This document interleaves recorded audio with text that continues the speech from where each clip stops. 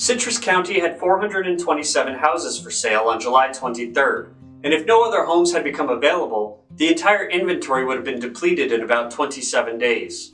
Of course, other homes did become available. One of them was my own, which was on the market for less than 2 weeks. With our closing day less than a week and a half away, we hosted a moving sale this weekend.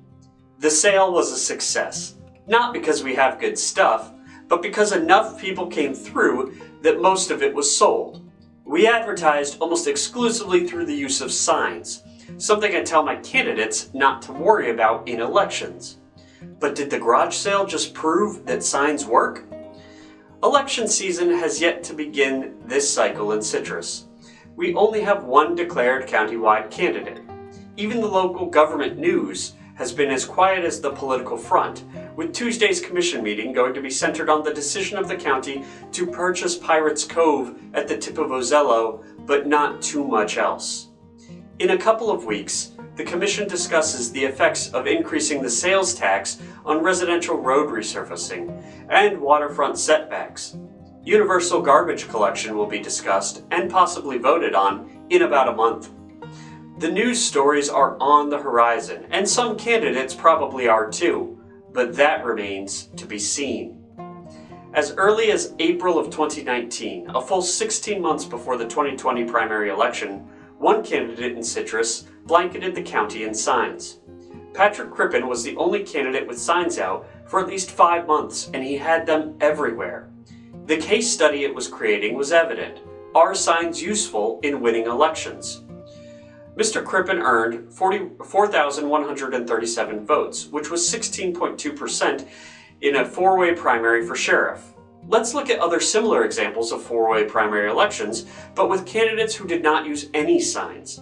David Gregory in the 2020 property appraiser election earned 3,366 votes, and Ron Kitchen in the 2018 primary earned 8,591 votes.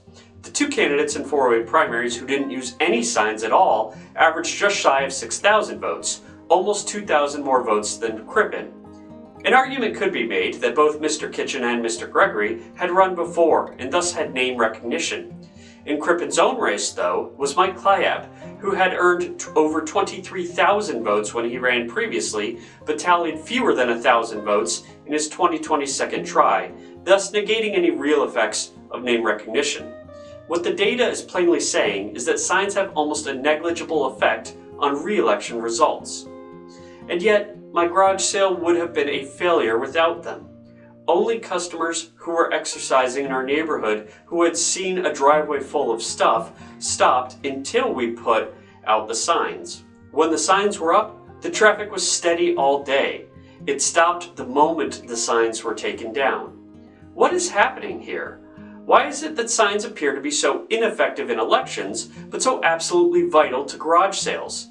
Why does a candidate hear everyone say that they've been seeing the signs, but still come up short in the polls? We could tell when one of our signs had fallen down in the garage sale by the disruption of traffic between waves of people, so surely there has to be some correlation of success in sign use and politics. The difference between the garage sale signs and the election signs has nothing to do with the candidate's name. It was the arrow on the sales signs pointing people to our house. Without a persuasive message or a call to action, signs have almost no ability to influence people who see it. Some candidates, including many of the ones I've represented, understand this and put additional information on the signs. This is usually more branding and less persuasion, however. For example, Mr. Crippen began attaching riders to the top of his signs that said, quote, "Your hometown candidate," end quote. Signs are a quintessential part of political campaigning and will never go away. Since their influence is limited, though, candidates should use them only within the bounds of their effectiveness and not to excess. This cycle has been a nice reprieve from the signs so far, leaving smaller temporary ones like moving sale with an arrow next to it to get noticed more often.